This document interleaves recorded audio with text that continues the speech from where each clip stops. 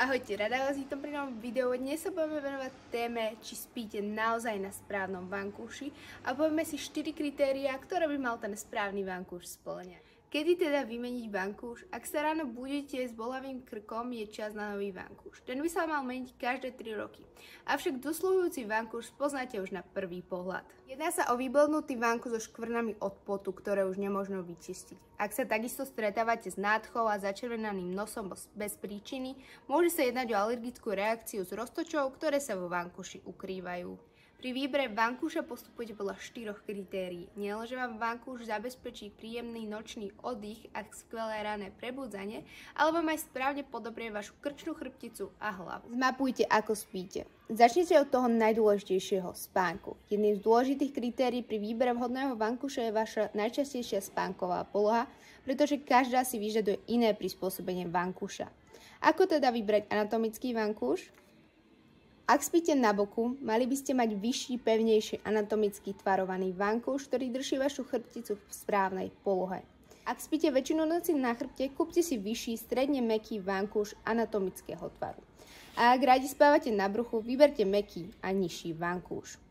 Voľba správneho tvaru je ďalší z dôležitých kritérií.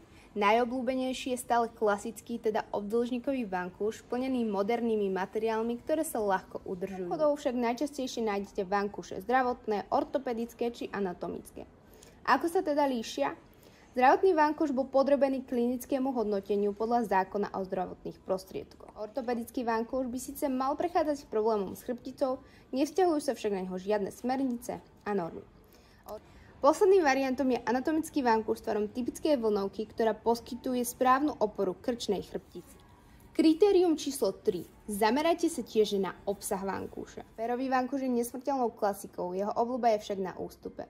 Výhodou peria je, že sa po vyležaní dá ponatriasať, čím vankúš jednoducho vytvarujete tak, ako vám bude najviac vyhovovať. Napriek svojej mäkkosti sú tieto vankúše dostatočne pevné, veľkou nevýhodou sú však roztoče, ktoré majú perie veľmi radi. Alergiou sú tak oveľa vhodnejšie vankúše z umelých vlákien. Umelé vlákno je možné ľahko prať, neposkytuje zázemie roztočom a pri spaní sa nevyloží. Odpadne preto nutnosť natriasania vankúšov. V anatomickom vankúši nájdete najčastejšie rôzne peny, medzi často používanou možno zaradiť pamäťovú penu. Ďakujem, že ste tu dnes so mnou boli a verím, že si na základe našich tipov vyberiete ten najlepší vankúš práve pre vás, čím vám pomôžu aj moje kolegynky na predajni a rada vás uvidím pri ďalšom videu.